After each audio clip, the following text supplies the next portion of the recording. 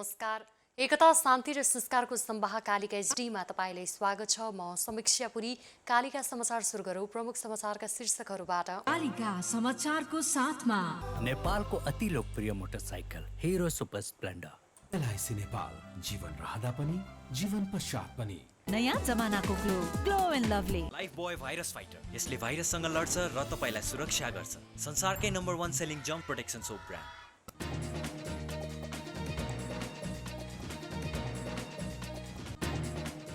सबै नेपालीलाई कोरोना खोपको व्यवस्था गर्ने आफ्नो प्राथमिकता पूरा गरी छाड्ने प्रधानमन्त्री देउवाको प्रतिबद्धता।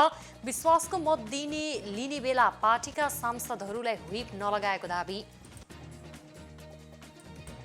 चितवनमा 9 लाखका लागि आफ्नै साथीको हत्या गर्ने नेपाली सेनाका एकजना पक्राउ। सुजिता भण्डारी मृत्यु प्रकरणमा दायी नाता पर्ने एकजना प्रहरीको नियन्त्रणमा। चिनिया राष्ट्रपति सी जिनपिङ पहिलो पटक तिब्बत भ्रमणमा। निङसुदेखि लासासम्मको रेल यात्रा। र ए डिभिजन लिग निर्धारित मितिमै हुने।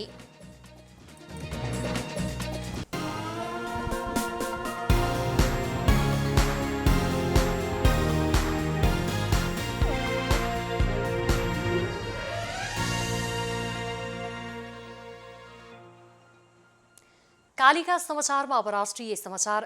प्रधानमन्त्री शेरबहादुर देउवाले सबै नेपालीलाई कोरोना खोपको व्यवस्था गर्ने आफ्नो प्राथमिकता पूरा गरी छाड्ने प्रतिबद्धता व्यक्त गर्नुभएको छ। प्रतिनिधि सभाको शुक्रबारको बैठकमा बोल्दै उहाँले ऋण लिएर भए पनि जतिसुकै महँगो परे पनि कोरोना खोप सबै नेपालीलाई पुर्याउने प्रतिबद्धता जनाउनु भएको हो।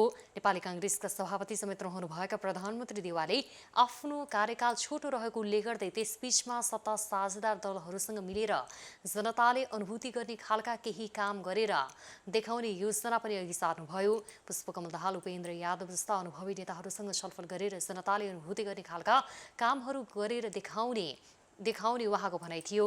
प्रधानमन्त्री देउवाले संविधान सभाका अध्यक्ष समेत रहनुभएका एमाले संसदीय दलका नेता सुभाष निमाङले संविधानको गलत व्याख्या गरेको आरोप समेत लगाउनुभयो। संविधानको धारा 76(5) बारे अरूलाई भन्दा निमाङलाई बढी थाहा भए पनि उहाँले त्यसको व्याख्या गलत ढङ्गले गरेको प्रधानमन्त्री देउवाको तर्क थियो। प्रधानमन्त्री देउवाले एमाले उपनेता निमाङले आफूले विश्वासको मत लिने बेला पार्टीका सांसदहरूलाई व्हिप नलगाएको दाबी समेत गर्नुभयो। त्यस अवसरमा उहाँले आफूलाई विश्वासको मत दिने सबै सांसदहरूलाई धन्यवाद समेत दिनुभएको थियो। नेपाली कांग्रेसका सभापति शेरबहादुर देउवाले पार्टीको क्रियाशील सदस्यता छानबिन निष्पक्ष ढङ्गले गर्न दबाव स्वरूप अनसन बस्दै आएका पार्टीका नेता कार्यकर्ताको माग तत्काल सुनवाई गर्न क्रियाशील सदस्यता छानबिन समितिलाई निर्देशन दिनुभएको छ।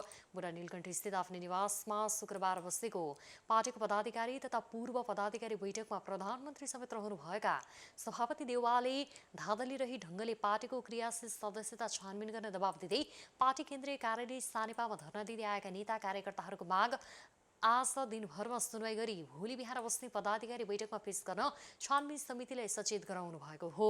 निष्पक्ष ढङ्गले पार्टीको क्रियाशील सदस्यता छानबिनबारे माग राख्दै पार्टी कार्यालयमा धर्ना दिँदै आउनुभएका नेता कार्यकर्ताहरूको माग आज दिनभर सुनवाई गरी भोलि बिहान पुनः बस्ने पदाधिकारी बैठकमा पेश गर्न सभापति देउवाले छानबिन समितिलाई निर्देशन दिनुभएको पार्टीका प्रवक्ता विश्वप्रकाश शर्माले जानकारी दिनुभयो।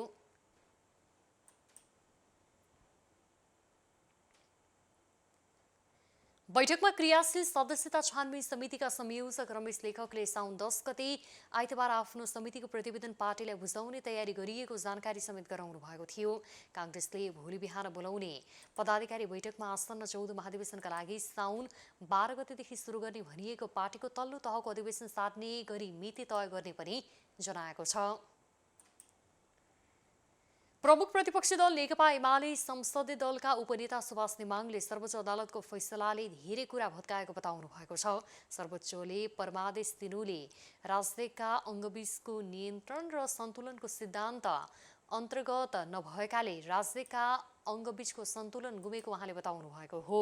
प्रतिनिधि सभाको शुक्रबारको बैठकमा प्रधानमन्त्रीलाई दलका नेताको तर्फबाट बधाई तथा शुभकामना दिँदै निमाङले फैसलाले धेरै कुरालाई भत्काउँदै प्रधानमन्त्री पदलाई कमजोर बनाएको टिप्पणी गर्नुभयो। हामी सङ्गठित छौँ, जे होस् यही प्रक्रियाका सन्दर्भमा अहिले नयाँ प्रधानमन्त्री हामीले पाएका छौँ र उहाँ हाम्रो अगाडि उपस्थित हुनुहुन्छ। उहाँलाई बधाई दिन म उभिएको छु। बधाई दिँदा केही जिज्ञासाहरू छन्। अहिले देशमा उठिरहेका केही भ्रमहरू छन्। स्वाभाविक रूपमा त्यसको बारेमा सम्माननीय प्रधानमन्त्रीको सभामुख महोदय मार्फत ध्यानाकर्षण गर्दै म आफ्नो बधाई दिनको लागि भनेर म उभिएको छु। अब राजनीतिक आन्दोलन गर्ने समय सकिएको भन्दै नेमाङले आफूहरू जिम्मेवार प्रतिपक्षको भूमिका निर्वाह गर्ने बताउनुभयो। नेमाङले प्रतिनिधि सभा अधिवेशनको पहिलो बैठकमा कुनै पनि विशेष काम गर्न नहुने भए पनि सरकारले विश्वासको मत लिएको भन्दै असन्तुष्टि जनाउनुभयो। यसले उपनेता नेमाङले प्रधानमन्त्री शेरबहादुर देउवालाई चुनाव नसार्न पनि आग्रह गर्नुभयो। नेमाङले जनादेश प्राप्त नभएकाले सरकारमा जान्न भन्ने शेरबहादुर देउवालाई अहिले बधाई दिनुपर्ने अवस्था आएको पनि बताउनुभयो। संविधानले प्रधानमन्त्री चयनको व्यवस्था गरेको र त्यो भनेको नागरिकको जनादेशबाट हुने गरेको नेमाङको भनाइ छ। नेकपा एमालेका वरिष्ठ नेता माधव कुमार नेपालले पार्टी अध्यक्ष केपी शर्मा ओलीलाई महाराज धिराजको संज्ञा दिनुभएको छ। 43औं पुष्पलाल स्मृति दिवसको उपलक्ष्यमा आयोजित नेपाली कम्युनिस्ट आन्दोलनको वर्तमान सङ्कट र आगामी बाटो विषयक प्रवचन कार्यक्रममा वरिष्ठ नेता नेपालले आम माफी दिने ओलीको घोषणालाई श्री 5 को संज्ञा दिनुभएको हो। नेता नेपालले ओली अझ परिवर्तन नभएको बताउँदै गएको वर्षदेखि पार्टीको विधि र पद्धतिलाई नमानिरहेको बताउनुभयो। नेता नेपालले आफ्नो निवास अघि राति मोटरसाइकलमा आएका 15-20 जनाले तर्साउन खोजेको समेत बताउनुभयो। क्रान्तिकारी भाषणले मात्रै नागरिकको मन नजितिने बताउँदै उहाँले क्रान्तिकारी कामले नागरिकको मन जितिने बताउनुभयो। खुसी हुनुपर्ने यही हो प्रवृत्ति। यसैलाई कम्युनिस्ट प्रवृत्ति भनिन्छ। स्पष्टीकरण सोध्नु गल्ती भयो। मैले त्यो हतार गरेँ, त्यो मैले फिर्ता लिएको छु भनिदिएको भए के हाइट घट्थ्यो, मर्यादा कम हुन्थ्यो? उस्तै छ। तराईतिर भन्छन् एउटा रस्सी जल गई ऐठन नगई। नेपालीमा के भन्छन्? डोरी जल्यो तर त्यो डोरी बाटिएको त्यो डोरीको त्यो गाँठो उस्ताको त्यस्तो। यस्तो पनि हुन्छ। म त मान्छे सुध्रिएलान् भने आज सुध्रिन्छन् कि भनिएको छ, भोलि सुध्रिन्छन् कि भनिएको छ। केही नबोलेर हिजो मिठो मिठो शब्द मात्रै मैले निकालेँ। हिजो पुष्पलाल स्मृति दिवसको चाहिँ त्यहाँ चम्पादेवीमा भएको कार्यक्रममा पनि एउटा शब्द पनि तलमाथि ननिस्कोस् है भनेर सोचेँ। एकतामा असर पर्ला भनेर साथीहरू कत्रो सङ्केत भएर छेउमा बस्नुभएको छ, इसारा गर्दै हुनुहुन्छ, कमरेड ख्याल गरेर बोल्नु होला भनेको छ।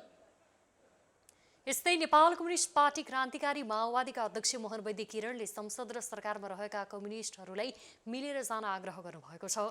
43औं पुष्पलाल स्मृति दिवसको उपलक्ष्यमा आयोजित नेपाली कम्युनिस्ट आन्दोलनको वर्तमान सङ्कट र आगामी बाटो विषयक प्रवचन कार्यक्रम अध्यक्ष वैद्यले यस्तो बताउनु भएको हो।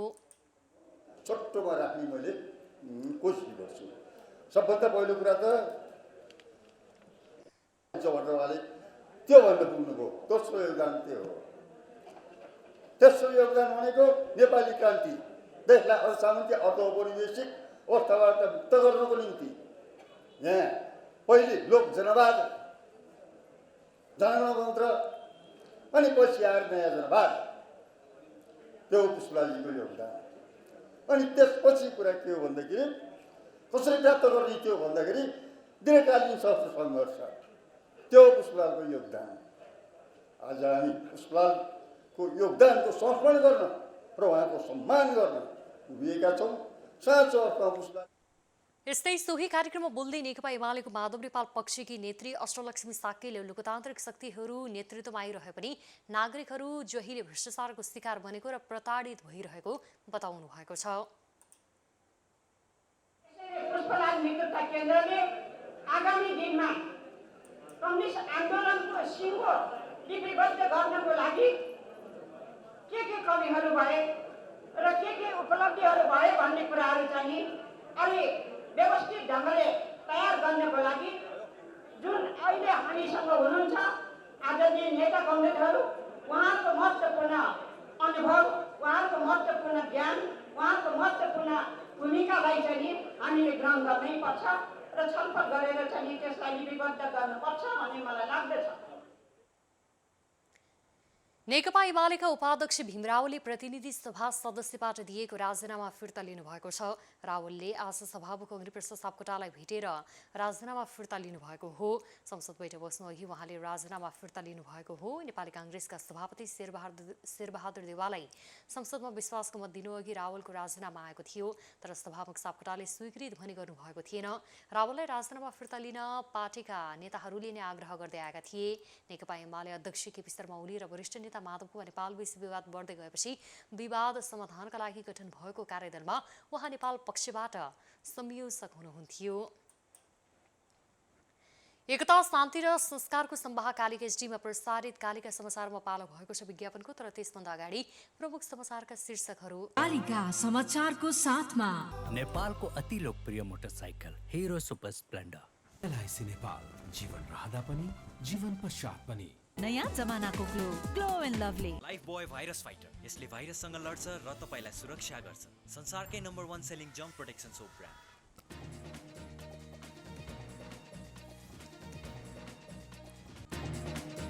सबै नेपालीलाई कोरोना खोपको व्यवस्था गर्ने आफ्नो प्राथमिकता पूरा गरी छाड्ने प्रधानमन्त्री देउवाको प्रतिबद्धता। विश्वासको मत लिने बेला पार्टीका सांसदहरूलाई व्हिप नलगाएको दाबी। चितवनमा 9 लाखका लागि आफ्नै साथीको हत्या गर्ने नेपाली सेनाका एकजना पक्राउ। सुजता भण्डारी मृत्यु प्रकरणमा दायी नाता पर्ने एकजना प्रहरीको नियन्त्रणमा। चिनिया राष्ट्रपति सी जिनपिङ पहिलोपटक तिब्बत भ्रमणमा। लिङ्चुईदेखि लासासम्मको रेल यात्रा र ए डिभिजन लिग निर्धारित मितिमै हुने।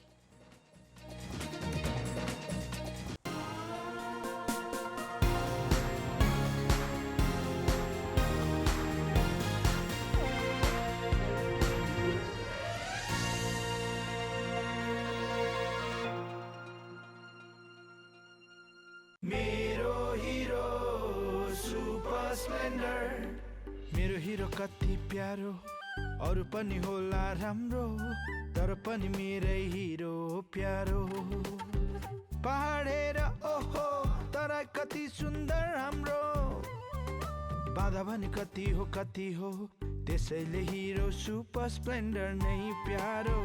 घाम लागे हुन्छ धुलो, पानी परे हिलो मैलो, त्यसैले त हिरो सुपर स्प्लेन्डर नै प्यारो। सबैलाई सुहाउँदो सुपर स्प्लेन्डर नै प्यारो। नेपालको अति लोकप्रिय motorcycle Hero Super Splendor.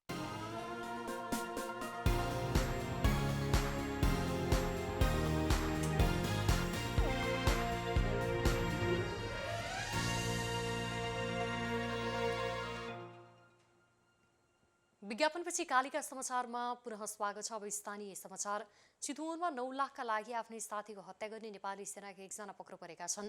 Nepali सेनाको दि फेमस महेन्द्र दलगढ शिवपुरीमा कार्यरत रहेका गङ्गाधार ढकालले सोहीगढमा कार्यरत जवान भरत गुरुङको हत्या गरेको जिल्ला प्रहरी कार्यालय चितवनले शुक्रबार पत्रकार सम्मेलन गरी जानकारी दिएको छ। बिहिबार बिहान भरतको शव भरतपुर महानगरपालिका वडा नम्बर 17 सिमल डाँडामा नहरमा फेला परेको थियो। 36 वर्षीय भरत धादिङ नीलकण्ठ नगरपालिका निवासी हुन्। भरतको टाउकोमा गोली लागेको थियो। जिल्ला प्रहरी कार्यालय चितवनका प्रमुख ओम अधिकारीले गङ्गाधरलाई हिजो भरतपुर 18 चनौलीबाट पक्राउ गरिएको जानकारी दिनुभयो।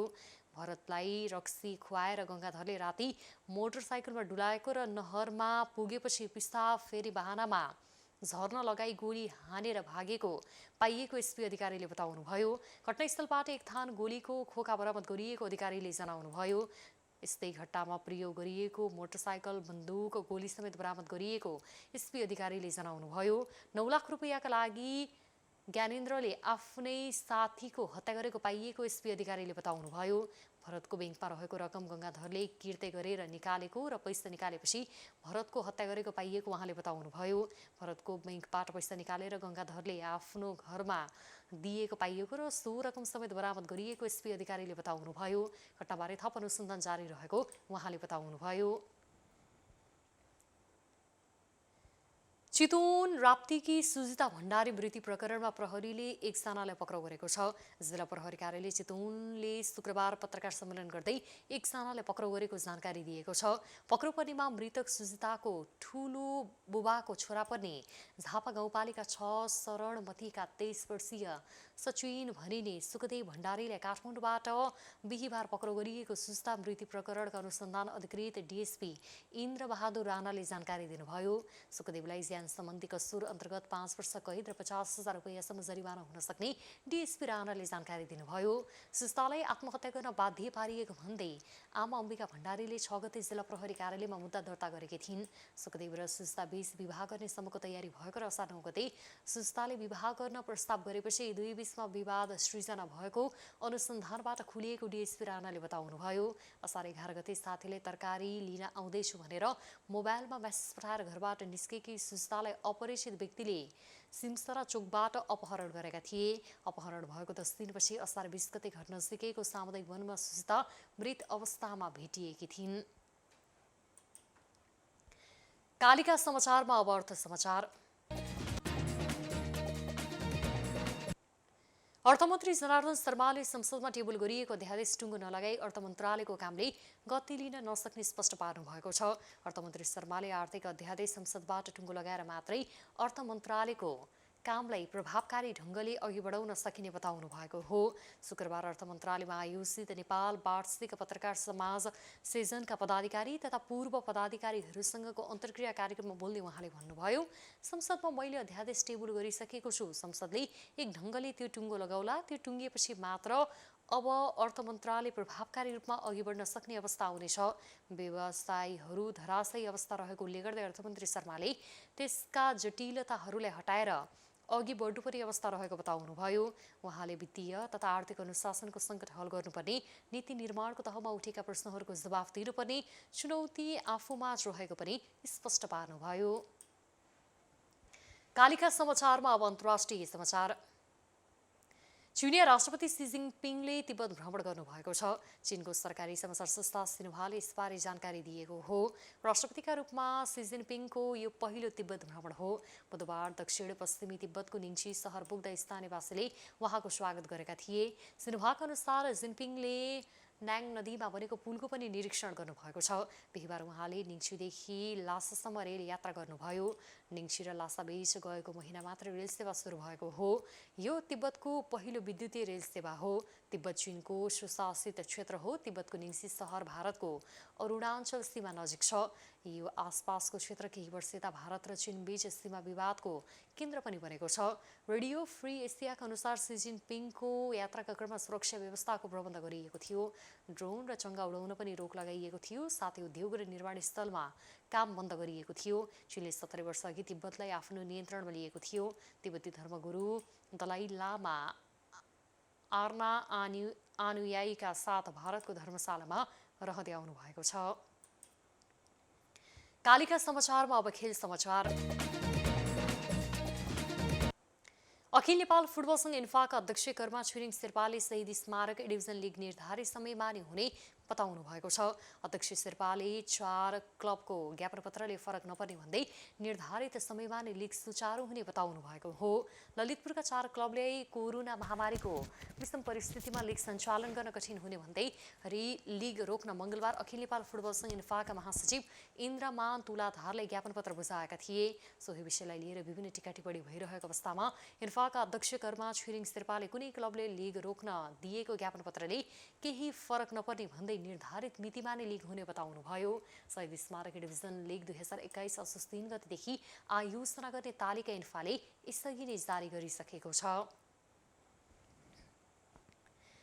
एकता शान्ति र संस्कारको सम्वाह कालिका एचडीमा प्रसारित कालिका समाचारको अन्त्यमा प्रमुख समाचारका शीर्षकहरू पुनः एकपटक। समाचारको साथमा नेपालको अति लोकप्रिय motorcycle Hero Super Splendor. LIC Nepal, जीवन रहँदा पनि जीवन पश्चात पनि। नयाँ जमानाको Glow and Lovely Lifebuoy virus fighter. यसले भाइरससँग लड्छ र तपाईलाई सुरक्षा गर्छ। संसारकै नम्बर 1 सेलिङ जम्प प्रोटेक्सन सोप ब्रान्ड।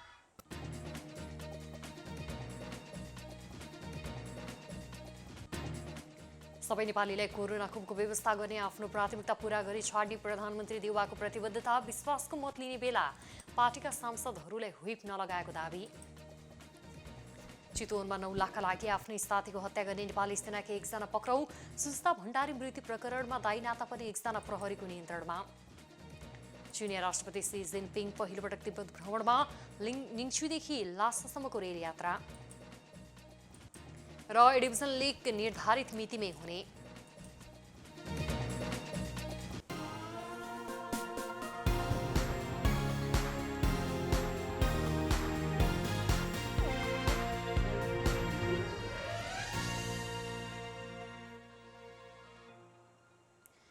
एकता शान्ति र संस्कारको संवाह कालिका एचडीमा प्रसारित कालिका समाचार अहिलेका लागि यति नै। हेर्दै गर्नुहोला कालिका एचडी। म समीक्षा पुरी बिदा हुन्छु। नमस्कार।